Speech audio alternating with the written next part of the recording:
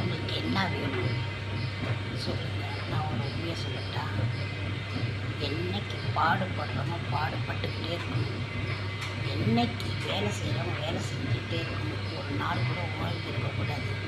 அப்படி இருக்கிறவங்களுக்கு லைக் போடுங்க. ஏன்னா ஓடுறவங்க ஓடிக்கிட்டே இருக்கணும், வேலை செஞ்சவங்க வேலை செஞ்சுக்கிட்டே இருக்கணும், பாடுறவங்க பாடிக்கிட்டே இருக்கணும். ஒரு நாள் கூட அவங்களுக்கு ரெஸ்ட் கிடையாது.